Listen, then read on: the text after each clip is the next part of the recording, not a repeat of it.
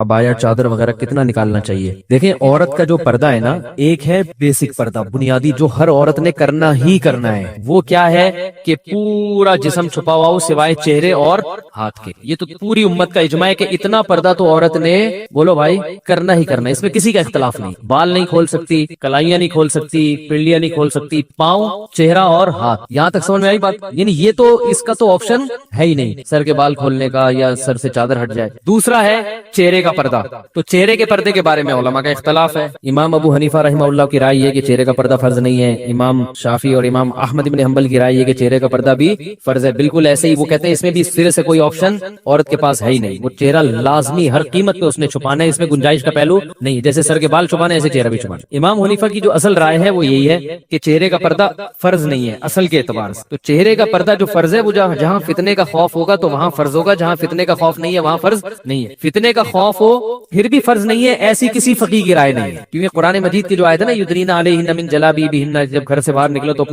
اپنے اوپر چادریں ڈال لیا کرو، تو ظاہر اس میں چہرہ بھی آئے گا، تو وہ فتنے کے خوف ہی کے موقع پر اللہ نے فرمایا۔ تو جہاں بھی فتنے کی نوعیت چاہے کسی بھی نوعیت کی ہو، تو اس پر علماء کہتے ہیں کہ جوان عورت کے چہرے میں فتنے کا خوف بہرحال موجود ہے، سارے تو مسائل چہرے ہی سے پیدا ہوتے ہیں نا، تو اس لیے فتنے کی وجہ سے چہرے کا کے چھپانے کا حکم دیا جائے گا، اور فتویٰ اسی پر ہے کہ اگر کوئی جوان عورت چہرہ نہیں چھپاتی تو وہ گناہگار ہوگی۔ امام حنیفہ کا جو قول ہے نا چہرہ فرض نہیں ہے، وہ صورت میں کہ فتنے کا خوف نہ ہو، یعنی یہ اس میں ایک نرم پہلو نکلتا ہے کہ بعض دفعہ ضرورت ہوتی ہے چہرہ کھولنے کی، بعض دفعہ خوف ہی نہیں ہوتا بالکل بھی۔ تو اب متاخرین حنفیہ کا فتویٰ اسی پر ہے، اور اسی پر تقریباً سارے علماء جو فقہ حنفی کو فالو کرنے والے ہیں سب متفق ہو چکے ہیں، اور آج سے نہیں، آج سے 700-800 سال پہلے یہ فتویٰ دیا جا چکا ہے کہ اب عورت کو چہرہ کھولنے کی اجازت نہیں ہے، کیونکہ نبی صلی اللہ علیہ وسلم کے دور میں باندیاں ہوتی تھیں، بیویاں بہت کثرت سے، تو حلال اتنا زیادہ ملتا تھا کہ حرام کی طرف لوگوں کے قدم نہیں جاتے تھے، اور وہ مواقع بھی نہیں تھے برائی کے۔ اب حلال میں پابندیاں لگ گئی ہیں اور حرام، تو اب لوگوں کی نظر اتنی صاف نہیں ہے، اب کوئی جوان عورت جائے گی تو بہت زیادہ امکان ہے کہ لوگ بری نیت سے اس کو دیکھیں گے، تو اس لیے عورت پر چہرہ چھپانا اس زمانے میں فرض ہے۔ بات آئی سمجھ میں؟ تو یہ تو ہو گیا، لیکن اس میں چونکہ اختلاف ہے اور ایک پہلو نکلتا ہے، تو جہاں شدید مجبوری ہوگی تو وہاں گنجائش دی جائے گی۔ مجبوری کا مطلب کوئی ایکٹر ہے، اداکارہ ہے، فلم ایکٹریس ہے، وہ توبہ کر رہی ہے، تو اب اس بیچاری نے جہاں ایسی بے حیائی میں زندگی گزاری، اب اس کو تھوڑا نرمی کی طرف کہ بھائی چلو تم وہ پردہ کر لو جو سب کا جس پر اتفاق ہے، some thing is better than nothing. اب آپ اس کو مکمل کہیں گے جی وہ سر کے بال سے لے کے پاؤں کے ناخن تک، تو اس کے لیے مشکل ہوگا۔ بات آ رہی ہے سمجھ میں؟ تو ایک علماء صلحاء کے گھرانے کا معاملہ کچھ اور ہے، ایک بالکل لبرل عورت جو بیچاری توبہ کر رہی ہے، تو اس کو تو گنجائش کا پہلو دیا جائے گا نا، بھائی پہلے تو بالکل ہی ڈانس کرتی تھی، ناچتی تھی، گاتی تھی، ایکسپوز کرتی تھی، چلو اب اتنا ہو کہ چہرہ کھول لو، باقی جسم ڈھانپ لو، تو ایسے موقع پر اس کو گنجائش دی جائے گی، گنجائش کے فتوے سے فائدہ اٹھا کے، سمجھ لیں۔ یا کسی عورت کے لیے اور مشکلات پیش آ رہی ہیں معاشرے میں، بہت جینا حرام کر دیا، بعض دفعہ رشتہ دار طلاق تک دے دیتا ہے شوہر پردہ کرنے پر، تو جہاں عورت کو یہ خطرہ ہو کہ میاں طلاق ہی دے دے گا، تو عزیمت تو یہ کہ لے لے طلاق، لیکن وہ خطرہ ہے کہ بھائی طلاق کے بعد میں کہاں جاؤں گی، کسی برائی میں نہ پڑ جاؤں، تو پھر ایسی صورت میں بھی اس عورت کو گنجائش دی جاتی ہے، بھائی مجبوری ہے، تمہارا شوہر نالائق ہے، زبردستی کر رہا ہے، تو چہرہ دیور کے سامنے ایسی مجبوری میں کھولنے کی گنجائش ہوگی، انشاءاللہ گناہ بیوی کو نہیں ہوگا، شوہر کو پھر بھی گناہ ہوگا کہ مجبور کیوں کر رہا ہے اس کو۔ تو یہ تیسرا پردہ ہے وہ ہے تقویٰ۔ تقوی کا تقاضا یہ ہے کہ عورت سر کے بال سے لے کے پاؤں کے ناخن تک اپنے آپ، اچھا یہ جو بوڑھی عورتیں یہ چہرے کے پردے سے مستثنا ہے، ان پر لازم نہیں کیونکہ اس میں فتنہ نہیں ہوتا، تو تقوی کا تقاضا یہ ہے کہ سر کے بال سے لے کے پاؤں کے ناخن تک اپنے آپ کو ڈھانپ لے، جیسے عرب عورتیں کرتی ہیں، دیکھو ہوگا دیندار عرب عورتیں ہاتھوں میں دستانے ہوتے ہیں۔ بعض حضرات یہ بھی کہتے ہیں اتنا پردہ اسلام میں نہیں ہے، پورا جن بنا دیا اس کو، ایسا یہ غلط ہے۔ اسلام نے پردے کو اپریشیٹ کیا، جتنا زیادہ اپنی مرضی سے عورت پردہ کرے گی اتنا زیادہ پسندیدہ ہے۔ صحابیات میں مخدرات بھی ہوا کرتی تھی، مخدرات کہتے ہیں وہ عورتیں جن کے جسم کے کپڑے پر بھی کسی کی نظر نہیں پڑتی تھی، اتنا اپنے آپ کو مردوں سے چھپاتی تھی۔ تو اسلام نے عورت جتنا زیادہ پردہ کرے گی اس کو اپریشیٹ کیا ہے، ہاں بشرطے کہ اس سے ضروری کاموں میں حرج نہ ہو رہا ہو۔ اب جوائنٹ فیملی میں بہو صاحبہ نے مخدرات میں شامل کر کے دروازہ بند کر کے کنڈی لگا دی کہ دیور کی میرے کپڑوں پہ بھی نظر نہیں پڑنی چاہیے، تو یہ تقوی کی یہ مقام تو حاصل ہو گیا، لیکن روٹیاں کون پکائے گا بھائی، گھر کا کام کون کرے گا ہے، یا جو بھی گھر کے کام کاج ہے جو سب نے مل بانٹ کے کرنے ہیں، وہ تو ایسے موقع پر اس کو کہا جائے گا چہرے کا پردہ کریں۔ باقی جتنا پردہ کام کاج کے دوران اگر کچھ تھوڑی بہت کلائیاں کھل جاتی ہیں یا ہاتھ کھل جاتے ہیں وہ معاف ہیں۔ امام ابو یوسف رحمہ اللہ سے صراحتاً منقول ہے کہ جوائنٹ فیملی میں اگر گھر چھوٹا ہو، عورت برتن دھوتے ہوئے اس کی کلائی کھل جائے اور دیور کی نظر کلائی پہ پڑ جائے تو انشاءاللہ گناہ نہیں ہوگا، کیونکہ اس سے بچنا بہت مشکل ہے نا۔ آستین پوری یوں کر کے وہ برتن دھوئے گی تو آستینیں گیلی ہوتی ہیں، تھوڑا بہت اس کو آستینیں چڑھانی پڑتی ہیں، احتیاط کے باوجود بعض دفعہ نظر پڑ جاتی ہے۔ ہمارے بھی فرمایا کرتے تھے عورت جوائنٹ فیملی میں پردہ کرے، چہرہ چھپائے، لیکن اگر بے احتیاطی میں چہرے پہ دیور کی نظر نہ چاہتے ہوئے غلطی سے پڑ جاتی ہے تو کوئی بات نہیں، معاف ہے، کیونکہ اب گھر میں رہتے ہوئے اتنی بے احتیاطی ہو جاتی ہے، اس میں زیادہ مسئلہ کھڑا کریں گے تو گھر کا ماحول خراب ہوتا ہے، تو پردہ کرے چہرے کا، لیکن اگر کبھی غلطی سے بے احتیاطی ہو جائے تو انشاءاللہ معافی ہے۔ لیکن میں آپ کو ایک بات بتاؤں، جو محتاط لوگ ہیں نا، ہمارے ایسے بہت سے اساتذہ ہیں جن کے گھروں میں کئی کئی بھائی ہیں ماشاءاللہ، بیویاں بھی ساتھ رہتی ہیں، وہ کہتے ہیں 10 سال ہو گئے ہم جوائنٹ فیملی میں، کبھی ہماری نظر اپنی بھابھی پہ نہیں پڑی، وہ بتاتے ہیں کہ غلطی سے بھی نہیں پڑی۔ تو تمیز اگر ایک دفعہ مارکیٹ میں آ جائے نا تو وہ ایسا غلطی سے بھی ہوتا نہیں، لیکن بہرحال ہو جائے تو معاف ہے۔ ہم تو 10 سال سے رہ رہے ہیں، کبھی نظر بھی نہیں پڑی، اکٹھے رہ رہے ہیں، نہیں پڑی، تو وجہ اس کی ہے کہ ان کو پتا ہوتا ہے بھائی بیگم آ رہی ہے یا بھابھی ہے، بھابھی آ رہی تو نظر وہ خود ہی نیچے کر لیتے ہیں، بھائی ٹھیک ہے انہوں نے کھانا رکھا چلی گئی، نظر پہلے سے نیچے۔ جو جس کی نگاہیں خراب ہوتی ہے نا وہ پہلے دروازے پہ یوں کر کے دیکھ رہا ہوں، آنے تو دو، پہلے دیکھوں گا میری بیگم ہے یا بھابھی آ رہی ہے، آنے دو، آئے گا اچھی طرح مطالعہ کرے گا، پھر کہے گا بھائی اسلام میں اچھا نہیں۔ اور جو تقوی والا آدمی ہوتا ہے وہ نظر نیچی کرتا ہے، وہ کہتا ہے اگر بیگم ہوگی تو خود ہی منہ سے بول دے گی نا کہ میں بیگم ہوں، تو نیچے رکھو وہ نظر۔ جب وہ کھانا لے کر آ رہی ہے کچن کے کھٹ پٹ سے اندازہ ہو گیا بھابھی کھانا لگا رہی ہے میرے لیے، تو وہ پہلے سے نظر نیچے رکھ لو، وہ آئیں گی رکھ کے چلی جائے گی، ٹھیک ہے نا۔ اور اگر بیگم ہے تو بیگم منہ سے خود ہی بول دے گی، بھائی بیگم تو ایسا بولتی ہے آپ کو ہوتا ہے اس کو چپ کرانا مشکل ہوتا ہے، بولے گی بڑے شریف بن رہے ہو ہیں، وہ بولے گی نہیں، وہ ایسا بولے گی کہ بلوائے گی آپ کو، پھر وہ خیر۔ تو تمیز والے سب اگر ہو جائیں نا تو معاملہ آسان۔ ایک جوائنٹ فیملی میں گھر کی خواتین سارے کام کاج بھی کر لیتی ہیں اور پردے پر بھی عمل ہو جائے، ایک بھی اگر شرارتی ہوگا نا دیوروں میں وہ فتنہ کھڑا کرتا ہے، ہوتے ہیں، اللہ معاف فرمائے، آپ لوگوں کے علاوہ کی بات کر رہا ہوں۔ جناب مفتی صاحب میں درس سے مکی سنتی ہوں یا آپ کا درس، تو میری استانی کہتی ہیں کہ سر پر دوپٹہ اوڑھ کر سنو، جبکہ میں اس وقت جھاڑو پوچھا وغیرہ کر رہی ہوتی ہوں۔ بھائی وہ مولانا مکی صاحب کو آپ سنتی ہیں تو وہ تھوڑی دیکھ رہے ہوتے ہیں آپ کو، تو بہتر ہے کہ سر پہ ویسے ہی چادر رکھنی چاہیے عورت کو ہر وقت، حیا کا تقاضا ہے، لیکن یہ واجب نہیں ہے۔ تو وہی ہے نا، جتنا کرے گی پردہ اتنا اچھا ہے، حیا کا تقاضا ہے لیکن واجب نہیں ہے، دوپٹہ اوڑھنا ضروری نہیں ہے۔ پل صراط پر سے لوگ حساب کتاب کے بعد گزریں گے یا پہلے؟ پل صراط پر لوگ حساب و کتاب کے بعد گزریں گے، جس کا حساب اچھا ہو گیا تو وہ انتہائی اسپیڈ سے گزرے گا، اور جس کا برا ہو گیا وہ کٹ کے گرے گا۔ اللہ سب کو محفوظ رکھے۔ آج کل کیمیکل والی مہندی آ رہی ہے،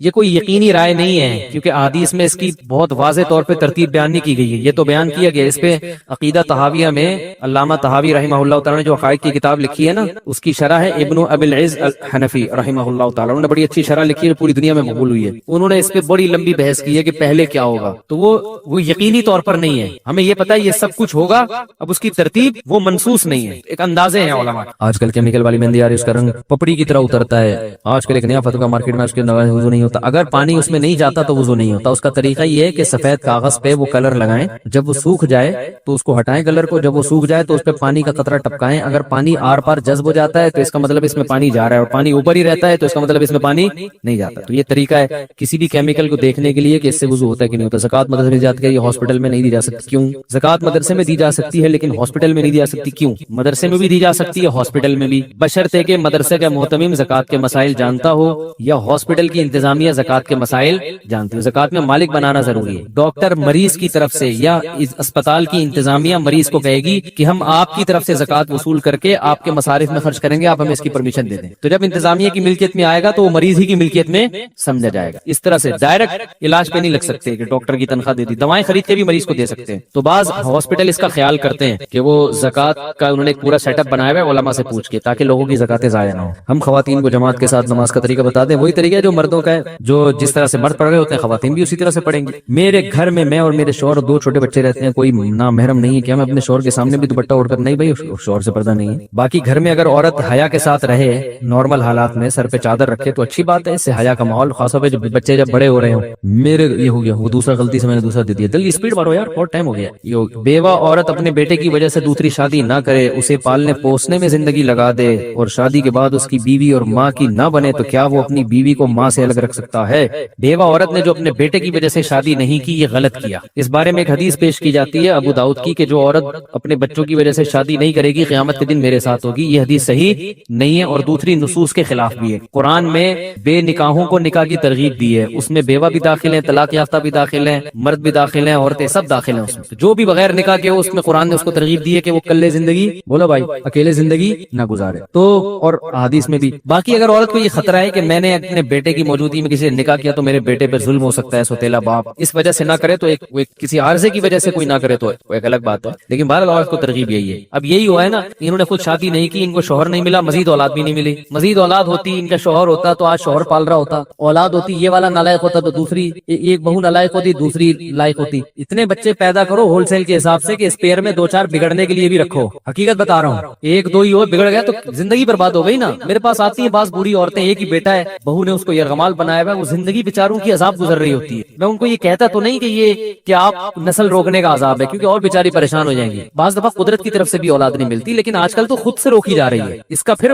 خمیازہ بھگتنا پڑتا ہے بڑھاپے میں, سمجھ رہے ہیں. تو ماں کی نہ بنے تو کیا, بیوی کو ماں سے الگ, ہاں ماں سے الگ رکھ سکتا ہے, لیکن ماں کے ساتھ جا کے پھر ٹائم زیادہ گزارا کرے تاکہ اس کو تنہائی محسوس نہ ہو. مفتی صاحب شریعت کے مطابق حق مہر کتنا ہونا چاہیے؟ جو میاں بیوی آپس میں طے ہو جائے, اس میں شریعت نے کوئی پابندی نہیں لگائی ہے. مفتی صاحب آپ جمعے کا خطبہ بہت اچھا دیتے ہیں, آپ سے گزارش ہے کہ میں خطبہ ریکارڈ کروا دیں. جی انشاءاللہ بھائی نوٹ کر لو, جمعے کا خطبہ ریکارڈ کرنا ہے. مفتی صاحب آپ نے جو گزشتہ جمعہ میں جو شرک پر بیان کیا, اس بیان سے کئی لوگوں نے غیر اللہ کو پکارنا اور ان سے مانگنا چھوڑ دیا. یہ رپورٹ پیش کی, انہوں نے مسئلہ نہیں پوچھا. مفتی صاحب وہ 70,000 کون لوگ ہیں جو بنا حساب کے جنت میں جائیں گے؟ حدیث میں آتا ہے جو تعویذ گنڈے نہیں کرتے تھے, رقیہ نہیں کرتے تھے اور اللہ پہ توکل کرتے تھے, ایسے 70,000 لوگ جنت میں جائیں گے. تو توہمات کی دنیا, تعویذ جائز ہے مگر عزیمت کے خلاف ہے. گنجائش ہونا الگ چیز ہوتی ہے, اعلیٰ درجے کا توکل یہ کہ اپنے آپ کو, علامہ نووی رحمہ اللہ نے اس حدیث کی شرح میں لکھا ہے کہ جو جائز تعویذ ہے اس سے بھی بچائے انسان اپنے آپ. دعاؤں پہ فوکس کرے, دعا, جب کوئی کام بگڑ جائے تو اللہ سے دعا مانگے, بس یہ زیادہ بہتر ہے. عشاء کی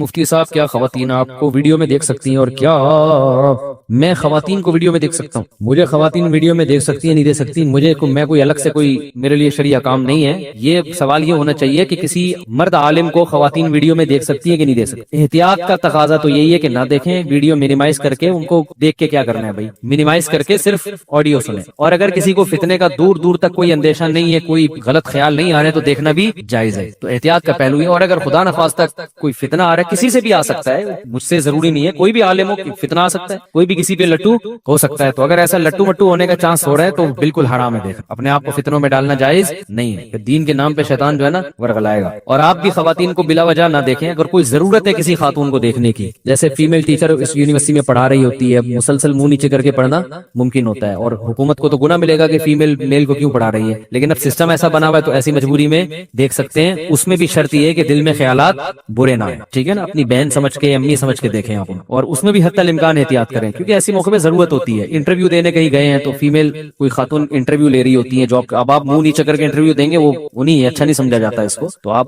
بقدر ضرورت اس کی طرف دیکھ کے آپ انٹرویو دے سکتے ہیں. یہ کسی سے بات کرنی پڑ جائے, کبھی مجبوری میں دیکھنا پڑ جائے, تو بلا وجہ آپ ڈرامے فلمیں دیکھنا شروع کر دیں, یہ کہاں سے جائز ہے؟ تو کوئی ضرورت ہو تو ٹھیک ہے, ضرورت نہیں ہے تو ٹھیک نہیں ہے. اور اگر ضرورت ہو لیکن فساد کا خطرہ ہو, برے خیالات کا خطرہ ہو, تو یہ بالکل جائز نہیں. اور خطرہ ہر آدمی کے لیے, کنواروں کو خطرے زیادہ ہوتے ہیں, میرڈ آدمی کے لیے خطرہ کم ہو جاتا ہے. تو یہ بھی فرق ہے اس میں. تمہیں چھڑو, ہم چھڑے چھاٹوں کو تو قطعاً اجازت نہیں دیتے کہ وہ یوٹیوب پہ یا ادھر ادھر کسی اچھی نیت سے بھی انٹی کو دیکھنے کی کوشش کریں. آپ اچھی نیت نہیں, آپ کا دماغ جو ہے نا کسی اور طرف جائے گا. عشاء کی نماز کے بعد 2 رکعت نفل یا سنت حضور صلی اللہ علیہ وسلم سے بیٹھ کر پڑھنا ثابت ہے یا نہیں؟ بہت سارے لوگ کرتے ہیں, بیٹھ کے پڑھنا ثابت ہے مگر آدھا ثواب ہے اس میں. کوئی بھی نوافل بیٹھ کے پڑھے جا سکتے ہیں, نبی صلی اللہ علیہ وسلم سے ثابت ہے مگر آدھا ثواب ہے. کیا حکیم صاحب کے لیے جائز ہے کہ وہ ہر آنے والی عورت کی نبض ہاتھ پکڑ کر دیکھیں اور درمیان میں کوئی حائل نہ ہو؟ نہیں, جائز نہیں ہے. ان کو چاہیے کہ ہاتھوں میں گلوز پہنے, باریک گلوز بھی آتے ہیں نا, اس سے نفس کی بھی حرکت کا اندازہ ہو جاتا ہے. تو یہ حکیم کوئی بھی ہو اس طرح سے نفس دیکھ سکتے ہیں, ورنہ بلا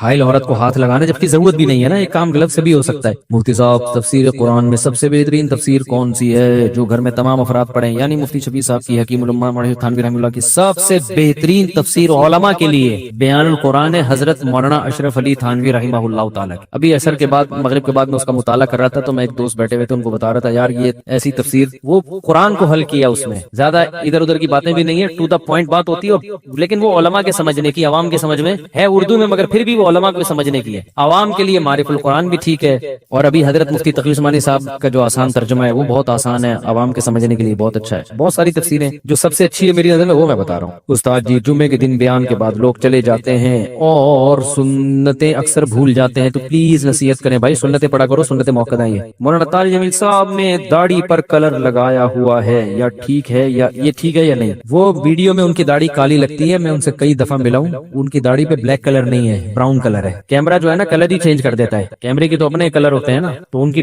داڑھی بلیک نہیں ہے بلکہ تو براؤن کلر لگانا جائز ہے. کئی دفعہ ملا ہوں تو بالکل الگ کلر نظر آ رہا ہوتا ہے, جو کیمرے میں تو بلیک نا, ویسے جب ملو تو صاف پتہ چل رہا ہوتا ہے یہ بلیک کلر نہیں ہے, براؤن کلر ہے. تو کلر لگا سکتے ہیں اور داڑھی کو رنگین بھی کر سکتے ہیں. آپ صلی اللہ علیہ وسلم نے حضرت ابو بکر کے والد کو جب دیکھا کہ سفید داڑھی ہے تو آپ نے فرمایا کہ اس رنگ کو تبدیل کر دو, لیکن کالے رنگ سے بچو, تو آپ نے ترغیب دی. تو اور خاص طور پہ علماء کے لیے تو یہ اس لیے بھی اور زیادہ مستحب ہے کہ دیندار لوگوں کی اگر پرسنالٹی ایک زیادہ دیکھنے میں خوبصورت لگتے ہیں نا، تو بات اثر بھی انسان کی شخصیت کا بھی بڑا اثر پڑتا ہے. دیکھو تمام پیغمبر خوبصورت آئے ہیں، کوئی پیغمبر بدصورت نہیں بھیجے اللہ نے، کیونکہ شکل و صورت کا بڑا اثر پڑتا ہے. یہ نیچر ہے انسان کی. گورے پتہ ہے کیا کہتے ہیں؟ خوبصورت لوگوں کا کامیاب ہونے کا چانس بدصورتوں سے زیادہ ہے، ان کو لوگ جلدی قبول کر لیتے ہیں. حالانکہ اس کا عمل سے تعلق نہیں ہے، لیکن ایک انسانی نیچر ہے. تو آپ کوئی بدصورت ہے تو بھائی وہ دوسرے طریقے سے اعمال میں خوبصورتی پیدا کر کے اس کو پورا کر لیں. قد چھوٹا ہے آپ کا تو آپ اعمال ایسے کرو جن کا قد بہت اونچا ہو، تو اس طرح سے تلافی ہو سکتی ہے. قد بھی چھوٹا ہے، شکل بھی اچھی نہیں ہے، اعمال بھی ٹھیک نہیں ہے، باتیں بھی گندی ہیں، پھر معاشرے میں آپ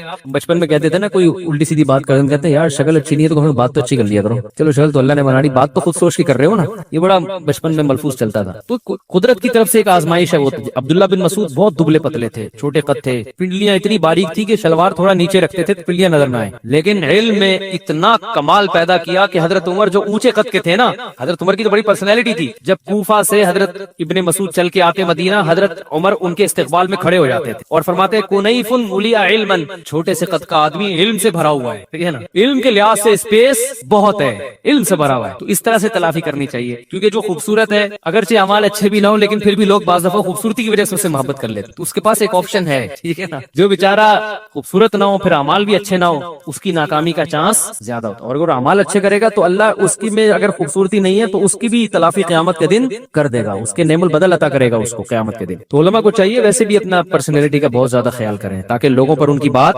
زیادہ اثر کرے. سفر میں سنت نفل پڑھ سکتے ہیں یا نہیں؟ سفر بھائی کئی دفعہ بیان کر چکا ہوں، دو طرح کا ہوتا ہے. ایک ٹریول کرتے ہوئے آپ جا رہے ہیں، یہاں سے لاہور جا رہے ہیں ٹرین میں، تو ایسے موقع پہ تو صرف فجر کی 2 سنتیں پڑھیں اور وتر پڑھیں، باقی سنتیں چھوڑ دیں. لیکن اگر کہیں مقام پہ پہنچ چکے ہیں 12 دن کے لیے 10 دن کے لیے تو ہیں تو مسافر، لیکن وہ مشقت بالکل ختم ہو گئی ہے، تو اب وہاں پر سنت موقدہ ہی رہتی ہیں. حدیث میں جو نبی صلی اللہ علیہ وسلم سے سفر میں سنتیں چھوڑنا ثابت ہے وہ ٹریولنگ کے دوران والی روایات ہے. کیا بچوں پر کوئی نام بھاری پڑتا ہے؟ کچھ نہیں بھاری پڑتا ہے، جو نام رکھو اچھا سا نام. مفتی صاحب بیان کے وقت کو تھوڑا مختصر کریں، لوگ بہت دور سے آتے ہیں مجھے دیتے ہیں. کون ہے بھائی؟ ایک صاحب بولتے ہیں کہ آپ عالم نہیں ہیں، آپ کے پاس جو ڈگری ہے وہ جعلی ہے. اور یہ بھائی جو مجھے عالم نہیں سمجھتا وہ بیان نہ سنے. کیا خیال ہے؟ بولنے پر تو کوئی بھی کچھ بھی بول سکتا ہے، گورنمنٹ کی طرف سے کوئی پابندی نہیں ہے، کوئی بھی کچھ بھی بول لے. آج کل سردی، انہوں نے جو ایسا الزام لگا رہے ہیں وہ ڈگری دیکھی ہے میری، انہوں نے جعلی ہے یہ اچھی. آج کل سردی کے موسم میں اگر غسل فرض ہو جائے تو گیزر کی سہولت بھی نہیں ہے تو پھر کیا کریں؟ غسل کریں. نماز چھوڑنے کی اجازت نہیں ہے، رات کو پانی گرم کریں چولہے پہ تمیز سے اور نہائیں. فرض نماز چھوڑنے کی اجازت کسی قیمت پہ نہیں ہے. کچھ عرصے بعد میری شادی ہے، میں اگر آپ کو ولیمے میں دعوت دوں تو آپ تشریف لائیں گے؟ نہیں، ٹائم شارٹ ہے بھائی، ٹائم شارٹ چل رہا ہے مارکیٹ میں. اب میں دعوت میں جا کے نا پھر اتنا اپنے آپ کو برا بلا کہتا ہوں، رات کو دیر سے کھانا، پھر دیر سے نیند، پھر بدعزمی، پھر ساری صبح کی ترتیب. ان کے تو دعوت ہو گئی اور ہمارا بیڑا غرق ہو گیا، اس سے ایسی کی تیسی ہو جاتی ہے، سارا دن خراب گزرتا ہے، سارے کام رہ جاتے ہیں. تو بھائی جس کو بڑی محبت ہے یا تو وہ دوپہر کا، اب پھر دوپہر کو لوگ بلانا شروع کر دیں گے. جس کو بہت محبت ہے وہ بس محبت کا ویسے اظہار کر دے. ہاں بعض دفعہ لوگ نکاح پڑھانا چاہتے ہیں مجھ سے، تو اس کا ہم جو ہے نا، وہ بہت سارے لوگ ہیں جو نکاح پڑھوانا چاہتے ہیں، تو نکاح پڑھوانے میں تو کوئی ٹائم لگتا نہیں ہے. تو اس کا ہم ایک ایسا ٹیکنیکل طریقہ بھی نکال رہے ہیں، آن لائن کوئی سسٹم بنا دیں گے کہ پوری دنیا میں. اور اس میں فائدہ یہ بھی ہوگا کہ بہت سے لوگ سادگی سے نکاح کرنا چاہتے ہیں. یہ تو شریعت میں ترغیب ہے نا اس کی. تو جب سارے کام آن لائن ہو رہے ہیں تو نکاح بھی کیسا ہونا چاہیے؟ ارے تم ادھر ہی بیٹھو، تم ادھر ہی بیٹھو، ادھر سے ہی ہو جائے گا. آج ہمارا مغرب کے بعد مشورہ ہوا ہے، ہمارے دوست ہیں بڑے زبردست مشورے لے کے آتے ہیں مارکیٹ میں. انہوں نے کہا بھائی دیکھو، دنیا میں نکاح کو آسان بنانے کا ایک بہترین طریقہ یہ بھی ہے کہ مفتی صاحب آپ ایک کام ایسا کرو کہ ایک ویب سائٹ بناتے ہیں، پوری دنیا میں جو جہاں بیٹھا ہے، بھائی زنا معاشرے میں پھیل رہا ہے نا، تو نکاح کو بھی آسان بنانا چاہیے نا. بہت سے لوگوں پریشان ہوتے ہیں کہ کیا کرنا ہے. تو بھائی جو جہاں بیٹھا ہے وہیں بیٹھے بیٹھے اس کی شادی اس سے ہو جائے جو جہاں بیٹھی ہوئی ہے، کہیں دور جانے کی ضرورت نہیں ہے. رجسٹریشن ہم مکمل نادرا سے کروا کے دے دیں گے. لڑکا امریکہ میں بیٹھا ہوا ہے، چیٹنگ ہو رہی ہے اس کی ناروے میں لڑکی سے، پھنسا گئے آپس میں، سیٹنگ ہو گئی. بھائی حرام ہے یہ سیٹنگ، نکاح کرو. ابے نکاح لوگوں کہتے ہیں نا لڑکی والے آئیں گے تو لڑکے والے جائیں گے تو پھر یہ ہوگا تو پھر فلانا ہوگا، پھر قاضی کو تلاش کریں گے. بھائی آن لائن نکاح ہے، آپ اس کو بولو تم وہی ناروے میں بیٹھو، پہلے نکاح کر لو، پھر آپس کی انڈرسٹینڈنگ سے جو طے کر لو کہ بھائی کہاں جانا ہے، کہاں رہنا ہے، کیسے ملنا ہے. ہاں اس میں یہ ہوگا کہ اگر 9 عمر لڑکیاں ہیں تو ان کے ابا کی بھی پرمیشن، وہ ہم ایسا نہیں کہ بچیوں کو باغی بنا دیں، اس کا خیال کریں گے ہم. اور جو ایجڈ خواتین ہوتی ہیں وہ تو شریعت نے ان کو خود اختیار دیا ہے. تو یہ طلاق یافتہ یا بیوہ ان کو تو اختیار ہے نا. تو کنواری جو 9 عمر لڑکی ہے ان کے بارے میں ڈر ہوتا ہے کہ لڑکا الو نہ بنا رہا اس کو کہ بھائی مفتی صاحب کی آن لائن نکاح ہوتا ہے، ابھی پڑھوا لوں، پڑھوا کے بیچاری کا بیڑا غرق کر دے گا، تو چھوڑ دیتے ہیں بعض دفعہ. تو اس میں میرا اصول یہ ہے کہ کوئی 9 عمر لڑکی آتی ہے نا، میرا فلاں سے نکاح پڑھا دیں گے تو نہیں بھائی باپ کو لے کر آؤ، ابا کے بغیر کہنے نہیں بہت اچھا ہے है? मैंने कहा अभी अच्छा है, निकाह से पहले, जब निकाह हो जाएगा अब्बा इन्वॉल्व है नहीं, खानदान है नहीं, लटका के छोड़ दे। देखो अल्लाह के खौफ से बीवी के हुकूक तो बहुत ही कम लोग अदा करते हैं, साले और ससुर के खौफ से जितने हुकूक है ना आजकल वो उनके खौफ से अदा हो रहे हैं। तो भाई अब्बा को लेकर आओ। हाँ मिचोर लड़की है वो एक अलग बात है, वो अपना अच्छा बुरा समझती है, जो नौमर बच्ची है वो तो नहीं। तो ऐसा सेटअप इंशाल्लाह हम बनाएंगे कि भाई तुम अमेरिका में बैठे रहो, तुम जापान में बैठे रहो और हम यहीं बैठे हुए हों, और एक एलईडी लगा देंगे, गवाह भी हम होलसेल उनका कुछ कमीशन भी रख लेंगे गवाहों का। जब तुम्हें फोन किया 50 रुपए में तुम्हें यहाँ पहुंचना है, समझ रहे हो ना? जब भी फोन किया जहाँ भी हो गए, ताकि आसान हो ना, तो 50 रुपए में तुम्हें यहाँ वो कमीशन 50 या 100 या जो भी वो तो मशवरा कर लेंगे। और नादरा मादरा का भी जो भी हिसाब है वो किसी जिम्मे लगाया। तो जो मुझे मशवरा दे रहे थे मैंने कहा फिर यही बिस्मिल्लाह करके आप ही शुरू करो, बताओ निकाह मैं पढ़ाऊंगा, क्योंकि वो तो लोग दिलचस्पी लेते हैं ना कि भी मौलाना साहब पढ़ाएं, तो और ये यहीं बैठे बैठे हो जाएगा, आपका भी टाइम बचेगा और हमारा भी। अब हम जा रहे होते हैं लांडी जा रहे हैं निकाह पढ़ाने के लिए, रास्ते में फंस गए। अपनी शादी में इतनी टेंशन नहीं हुई थी जितनी लोगों की शादियों में टेंशन होती है यार, अपनी तो हम बड़े आराम से हो गई थी, कोई था ही नहीं। दूसरी तो ऐसे ही होती है भाई। तो अब किसी और के निकाह पढ़ाने फिर वो दूल्हा वाले आ रहे हैं, दुल्हन वाले आ रहे हो, भाई इतनी टेंशन यार, तुम कितना टाइम तुमने हमारा पी गया, तो यहीं बैठे बैठे भाई तुम वहीं बैठो उधर ही बैठो। और ये भी मुमकिन है मैं अपनी जगह किसी नुमाइंदे को भेज दूं, तुम गवाह हुआ मैं ऑनलाइन निकाह पढ़ाऊंगा, या कोई भी मौलाना साहब पढ़ा देंगे जो किसी और से पढ़वाना चाहे। सिस्टम आ जाएगा ना लोगों के पास, भाई फलां से पढ़वाना, तो भाई सिस्टम है हमारे पास, इस सिस्टम के तहत आपने जिससे पढ़वाना है पढ़वा लें। अभी हमारे एक रिलेटिव थे, उनकी शादी होने वाली है ना, तो मैं सोच रहा था हजरत मौलाना ताहिर साहब से निकाह पढ़वाऊं, तो मैंने कहा यार उनको फोन करके बुलाना ले जाना इतनी टेंशन, तो मैंने कहा डिजिटल सिस्टम के तहत उनसे बोलूंगा हजरत वहीं से बैठे बैठे पढ़ा दे। अब मेरी बात हुई नहीं है उनसे, लेकिन ये बड़ा टेक्निकल तरीका है भाई, ये सिस्टम का फायदा उठाओ ना, फायदा उठाओ, आसान कर दो निकाह को। तो वही मैंने ऐसे निकाह पढ़ाए भी हैं, लड़की कनाडा में थी, लड़का दुबई में, तो परेशान था ये मैंने वहीं से फोन पे निकाह पढ़ाया, एक लड़के के जिम्मे लगाए, इनके डॉक्यूमेंट्स मंगवाओ, नादरा से रजिस्ट्रेशन करवा के भेज दी। लड़की के अब्बा शादी नहीं कर रहे थे, बड़े अल्लाह उनको हिदायत दे, करके ही नहीं दे रहे थे बच्ची की शादी ना, बच्ची बड़ी हो गई थी। तो हमने जब नादरा का सर्टिफिकेट, लड़की की उम्र ज्यादा थी, भेज दिया, अब्बा ने देख लिया काम पक्का हो गया बेटा। तो फिर अब्बा ने मुझे बुलाया दावत में कि अब तो हो ही गया काम, अब एक शादी पब्लिक को दिखाने के लिए भी कर ले। उन्होंने मुझे खुद कहा कि भाई बदनामी ना हो। मैंने कहा हरकतें ऐसी ना किया करो ना कि बच्चियों की, ये उनसे कहा तो नहीं, दिल में सोच रहा था बच्ची की उम्र देखो कितनी हो गई है, कर ही नहीं रहे, दिलचस्पी नहीं होती बाज लोगों को, सबकी बात नहीं, बहुत से ऐसे भी होते हैं। काम पक्का हो गया भाई, लड़का भी बुराई से बच गया, लड़की भी, और माशाल्लाह बड़ी हंसी खुशी जिंदगी गुजार रहे हैं। तो उनके ने कहा अब ऐसे भी पढ़ा दो, हमने कहा चलो वैसे भी पढ़ा देते हैं पब्लिक को दिखाने के लिए, तो आप भी खुश हो जाएंगे। ये झूठी मुठी का निकाह हुआ दूसरा, पहला सच्ची मुच्ची का था, वो नादरा बिल्कुल। तो मैंने कहा दूल्हा से कहा सारी जिंदगी ये नादरा का फॉर्म ससुराल से छुपा के रखना है। वो बोलेंगे यार शादी इस तारीख हुई थी, डेट वो वाली डली, ये भी बड़ा जबरदस्त सीन हो जाता है बाज़ दफा। तो लेकिन मैं नौमर बच्चियों के साथ ऐसा नहीं करता, उनको तो कोई लड़का, और बाज़ दफा दूल्हा को इंसान जाती तौर पे जानता है, उसको पता होता है कि यार ये खराब आदमी नहीं है। तो ऐसा कुछ सिस्टम इंशाल्लाह बना रहे हैं। फिर आप जहाँ आप लांडी में बैठे बैठे आपकी शादी हो जाएगी, लड़की औरंगी टाउन में रहती है, आप लांडी में रहते हैं, भाई निकाह पहले निपटाओ यार, बाद में फिर तय करते रहना रुखसती कैसे होगी, क्या ख्याल है? काम साइड पे लगाओ, गड्डी नू साइड चलाओ, सारा मसला निकाह से पहले का होता है। निकाह तो कर दो ना, फिर बातें करो, फिर खुद ही तय करो अपनी बेगम से फोन पे बात करके कि हम बताओ किस तरह से हम आप शादी चाहती हो, कितने अफराद आने चाहिए, मेहर कितना होना, मेहर तो खैर निकाह में पहले से तय हो जाता है। तो ऐसा सिस्टम दुआ करो बना दें, वो जो बंदे ने काम अपने जिम्मे लिया है वो भाग ना जाए। होता ही है कि लोग अपने चक्कर में लगे आते हैं, वो अपने लिए अच्छे अच्छे ना रिश्ते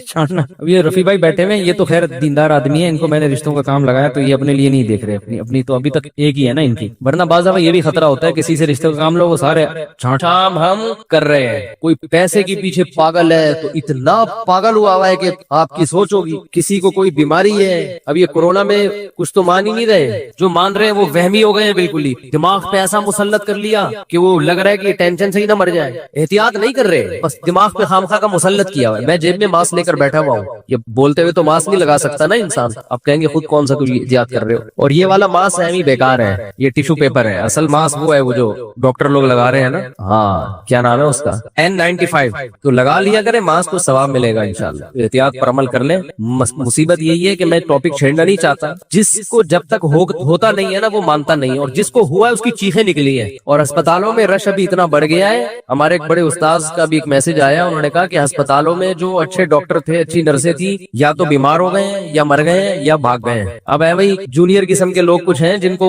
वो बस चीखने चिल्लाने देते हैं मरीज को, और खुद आते हुए भी डरते हैं पास, लेकिन जब तक हवा नहीं खा के आओगे ये बातें समझ में नहीं आएंगी। फेंकते रहो बैठ के यूट्यूब पे, फेसबुक पे फेंकते रहो। और पाकिस्तान के इस वक्त जितने मशहूर उलमा है उनमें 99% का इंतकाल कोरोना से हुआ है, लेकिन अफसोस की बात यह है कि उनके लवाहिकीन मानने के लिए तैयार नहीं होते। ये फैसला कर लिया कि नहीं, पूरी दुनिया बेवकूफ है, सारी दुनिया में फ्लाइट्स कैंसिल हो गई है, जहाजों की कंपनियों का बेड़ा गर्क हो गया है, लेकिन हम हैं बहुत बड़े माशाल्लाह फंटर, हमारे पास रिसर्च होती है असल। तो जब तक मरोगे नहीं यकीन नहीं करोगे, और जब मर गए तो फिर यकीन करने का फायदा नहीं होगा। एहतियात करो, बाकी है कि डरो नहीं। अब सवाल पैदा होता है जब इतना डरा दिया तो फिर कह रहे डरो नहीं। मौत से डराया है कि मर जाओगे, यानी ये खतरा है कि मर जाओगे। तो अगर जिंदा चाहते हो, जिंदगी चाहते हो अपनी भी, अपने घर वालों की भी, बूढ़े वालिदैन की भी, तो एहतियात कर लो भाई। बाकी उम्मीद की बात यह कि मर जाएंगे ना तो ज्यादा से ज्यादा मर जाएंगे, तो अपनी एहतियात के बावजूद अगर मर जाए तो कोई टेंशन की बात नहीं है, क्योंकि नबी सल्लल्लाहु अलैहि वसल्लम ने फरमाया कि वबाओं में जो लोग मरते हैं सब्र के बावजूद अल्लाह उन्हें शहादत देता है। अच्छा है, गुनाह माफ हो जाएंगे इंशाअल्लाह। क्या ख्याल है? नहीं मरे तो कल वैसे ही मर जाना है। तो आप उम्मीद चाहते हो ये कि कुछ भी ना हो, ऐसे थोड़ी उम्मीद होगी,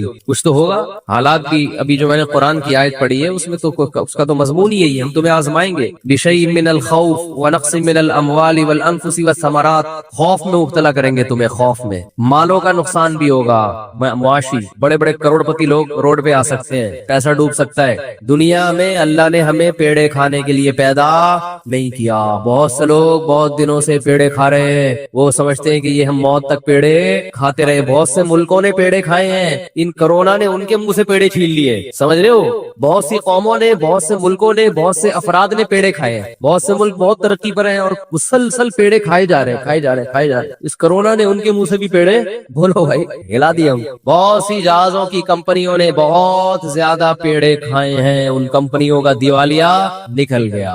ये है वलनबलुवन्नकुम, अल्लाह फरमाते हैं हम तुम्हें आजमाएंगे, इज्तिमाई सतह पे भी और इनफिरादी सतह पे भी। बिशैइन मिनल खौफ, खौफ में मुब्तला कर देंगे, हम करेंगे ये काम। ये नेचर नहीं करती कि खुद ब खुद हो रहा है। मुल्हिद कहता है बस ये नेचर का एक हिस्सा है, फितरत का हिस्सा है। फितरत बजाते खुद कोई चीज नहीं है, इसको बनाने वाला अल्लाह है। बिशैइन मिनल खौफि वल जू'i, भूख भी मुसल्लत करेंगे, मुआशी नुकसान, व नक्सिन मिनल अमवाल वल अनफुस, माल का नुकसान, जानों का नुकसान, इंसानी हलाकतें होंगी। वस्समरात, पैदावार का भी नुकसान होगा। तो अल्लाह ने क्या फरमाया इन हालात में, वबश्शिरिस साबिरीन, सब्र करने वालों को खुशखबरी सुना दे। जो गैर मुस्लिम है वो सब्र नहीं करेगा। देखो गैर मुस्लिम का जो सब्र है ना, वो उनके जो मोटिवेशनल स्पीकर है वो उनको समझाते हैं कि इस सब्र करने से जब तुम टेंशन नहीं लोगे तो टेंशन न लेने से बीमारी का खतरा कम हो जाएगा। इसलिए वो चेहरे के एक्सप्रेशन से, जो उनमें पढ़े लिखे लोग हैं, चेहरे के तासुरात से, और कोशिश करते हैं कि हम मीडिया के सामने जब आए और बात करें तो हम ये शो करें कि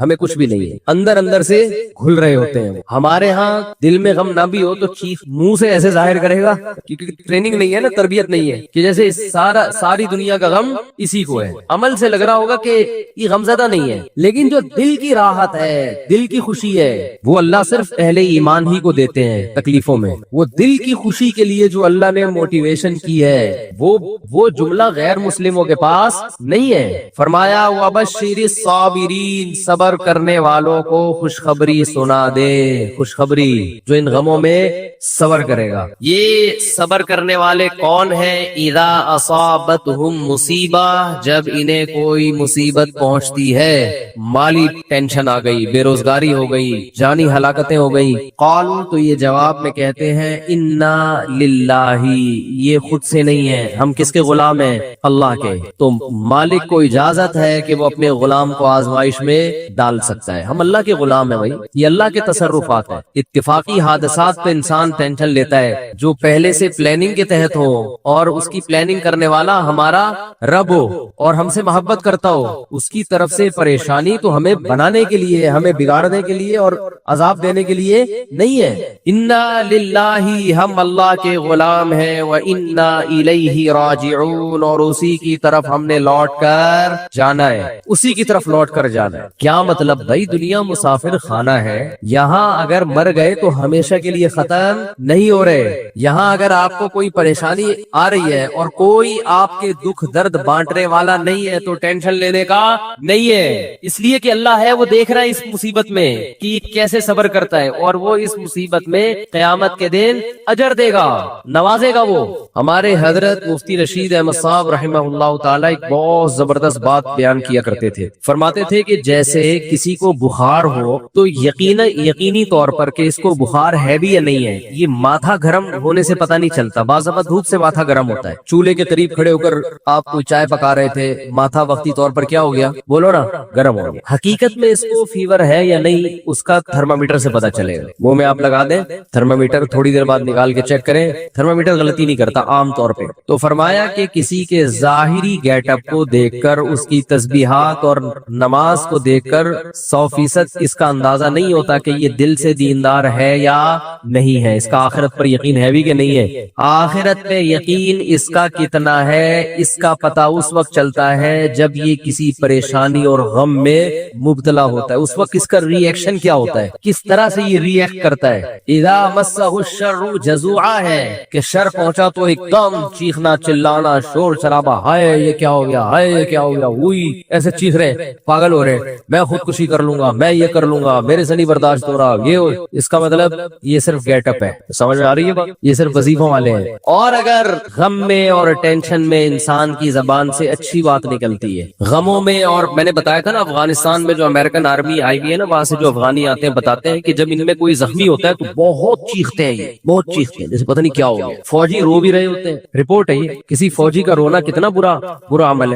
है कि नहीं है। मैदान जंग में फौजी रो रहा हो, हमने तो मुसलमानों में कभी ऐसा सुना नहीं, अपने फौजियों में भी कभी ऐसा नहीं सुना कि फौजी होके रो रहे हैं। एक शायर का शेर याद आ रहा है, लग रहा है पूरा याद आ जाए। सुन मेरी शहादत का ना तू होश उड़ाना, बच्चा अपनी माँ को कह रहा है मैदान जंग में जाते हुए। ये नज़म भी इंशाल्लाह मैं रिकॉर्ड करवाऊंगा अख्पल तरीके से। बच्चा मैदान जंग में जाते हुए अपनी माँ से कह रहा है कि अगर मैं शहीद हो जाऊं तो तू होश ना उड़ाना, असलाफ के नामूस पे मत दाग लगाना। हमारे असलाफ की जो इज्जत है ना वो इसी से है कि वो मैदान जंग में रोया, बोलो नहीं करते, उनके नामूस को दागदार मत करना। सुन मेरी शहादत का न तू होश उड़ाना, असलाफ के नामूस पे मत दाग लगाना। हिंदू न कहीं कह दे के रोते हैं मुसलमान, कहीं किसी हिंदू को ये कहने का मौका ना मिल जाए कि मुसलमान भी मैदान जंग में शहीद होकर उनकी माएँ भी रोती हैं, फिर कहता है कट जाओ मक्तल में तो उफ तक नहीं कहना। तो माँ का अपने बेटे की शहादत पे रोना ये बुरा नहीं है, तो मोहब्बत की अलामत है। रोना